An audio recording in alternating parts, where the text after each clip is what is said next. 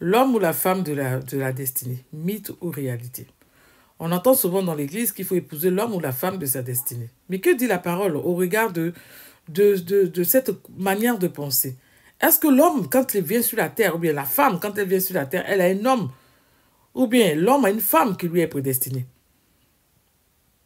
Est-ce une réalité ou un mythe? Quand nous allons rentrer dans les Écritures, nulle part il est écrit que un homme ou bien une femme doit épouser la femme ou l'homme de sa destinée. C'est marqué nulle part. D'accord? L'homme quittera son père et sa mère et s'attachera à sa femme, les deux formeront une seule chair. On n'a pas dit la femme que Dieu aura choisie. Ok? Ou bien la femme que Dieu a prédestinée. La vie nous parle et la nature nous parle. Il y a des personnes qui se sont mariées 3 fois. Il y a des personnes qui se sont mariées 4 fois, légalement.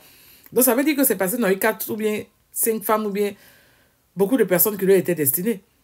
Il faut arrêter de penser que Dieu a mis quelqu'un en réserve pour vous, pour que vous puissiez vous marier. Et que si vous ratez cette personne-là, vous allez rater votre vie. Ce n'est pas vrai. Dans la Bible, Jacob voulait épouser Rachel. Il a été dupé, on lui a donné Léa. Il a quand même marié les 2 sœurs. Dieu est puissant pour adapter votre destinée à la personne que vous avez choisie.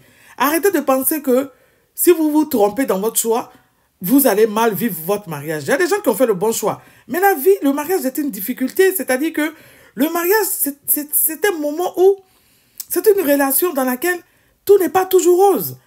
D'accord? Tout n'est pas toujours rose. 2 personnes peuvent être destinées à être faits l'un pour l'autre. Et puis, il arrive par moments, des moments de tension.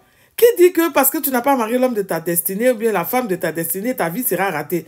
Tout ça, ce sont des théories qui ont été envoyées dans l'Église. Et au détriment du fait que Dieu soit puissant. Dieu a donné à l'homme la capacité de pouvoir choisir. Et Dieu sait que l'homme, dans sa capacité à pouvoir faire des choix, se trompe. Donc, il est là pour nous rattraper. Aujourd'hui, on fait de nous des super personnes. Il ne faudrait pas qu'on se trompe, il faudrait qu'on fasse des bons choix. Ce n'est pas vrai. Je vais te dire à toi qui n'es pas marié, qu'il n'y a pas une femme qui t'est destinée, ni un homme qui t'est destiné. Parce que si on part sur ces principes-là, ceux qui ont changé d'orientation sexuelle, là, s'il y a ton mari dedans, tu vas rester célibataire.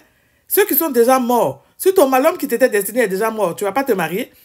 Ceux qui se sont mariés et qui se sont mal mariés, ils doivent divorcer parce qu'ils n'ont pas trouvé la femme ou bien l'homme de leur destinée. Ce sont des choses qui ne sont pas vraies au regard de la parole. Ce n'est pas vrai. Parce que si ça doit être vrai, c'est-à-dire que nous devons être parfaits pour que Dieu nous bénisse. Oh, Jésus-Christ n'est pas venu pour les parfaits. Il est venu pour mourir pour des impies. Donc arrêtez cette théorie selon laquelle il y a l'homme ou la femme de la destinée. Ça n'existe nulle part. Nous ne sommes pas dans une scène de dessin animé de Disney où il y a quelqu'un qui t'est destiné. Tu trouves une personne qui te plaît, vous priez, elle épouse ta vision et puis vous vous mariez, c'est tout. Soyez bénis.